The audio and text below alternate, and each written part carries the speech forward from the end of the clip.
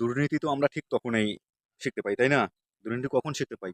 দুর্নীতিটা ঠিক আমরা তখনই বুঝতে পারি যখন একটা জন্মের পর মানুষ জন্ম নিবন্ধন করতে, অর্থাৎ জন্মের যে একটা সনদ আছে জন্ম নিবন্ধন করতে যে জায়গাটিতে যেতে হয় ইউনিয়ন পরিষদ, এই জায়গা থেকে কিন্তু আমরা দুর্নীতিটা শিখে ফেলি।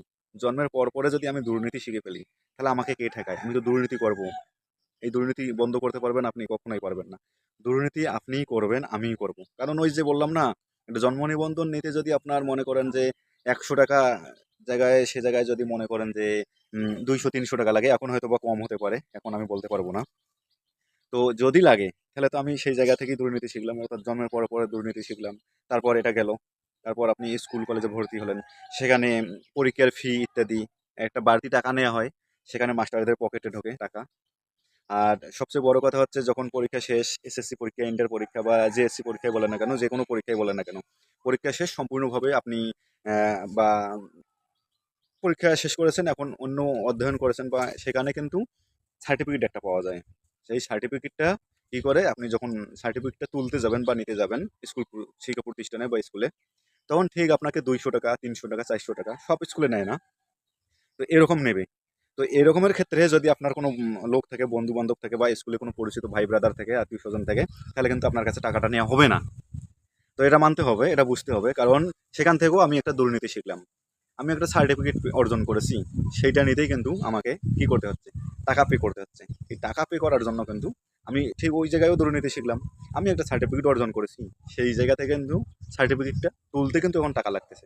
আমি ইমরান সার্টিফিকেট টাকা দিয়ে তুলছি, এসএসসি তুলছি, জেএসসিটা তুলে নাই, এবং ইন্টারেরটা তুলছি টাকা দিয়ে, এবং অনার্সেরটা এখন পর্যন্ত পেন্ডিং আছে, এখনও তুলি নাই, তবে টাকা লাগতে পারে।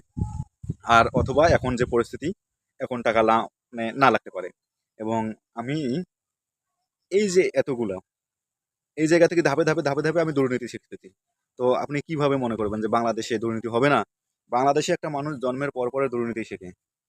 আর চাকরির তো কথা বাদেই দিলাম, এখন বর্তমান যে কি পরিস্থিতি বলতে পারবো না এখন, কিন্তু চাকরির পরিস্থিতি তো বাদেই দিলাম। চাকরি তো টাকা, এই টাকা এই টাকা কোনো ম্যাটার না। এরকম আরো ৯টা রোল লাগবে, এবং এরকম এরকম টাকা লাগবে, তারপরে আপনি চাকরি পাবেন। তো দুর্নীতি তো সব জায়গায়। আমি যদি চাকরি নেই, আমি যদি জন্ম নিবন্ধন করি টাকা দিয়ে, আহ, ঘুষ দিয়ে, বা হ্যাঁ বলতে পারেন, এখানে এখানে কিন্তু একটা কথা আছে, ঘুষ দিয়ে নেওয়া অপরাধ এবং পরিস্থিতির শিকার। দিবেন না, নিবে না। কিন্তু এখানে তো পরিস্থিতি শিকার, সবাই যে সিস্টেম করছে এটাই চলে আসতেছে আদিম যুগ থেকে। তো এটার পরিবর্তন আনা দরকার, এবং এটা থেকে আমরা মুক্তির দরকার, মুক্তির আশা করি।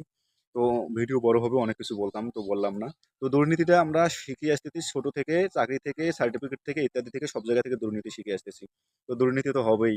তো দুর্নীতির বিরুদ্ধে না বলবো, সুন্দর একটা বাংলাদেশ গড়ব, এটাই আমাদের লক্ষ্য থাকবে। এবং আমরা এর সব মানে ঘুষ দেবো না, ঘুষ নেবো না, এই মনোভাব করলে অবশ্যই আমরা ভালো থাকতে পারবো, জাতি হিসেবে আমরা অবশ্যই ভালো থাকতে পারবো। তো ভিডিওটি ভালো লাগলে শেয়ার দিয়ে দিবেন, আশা করি।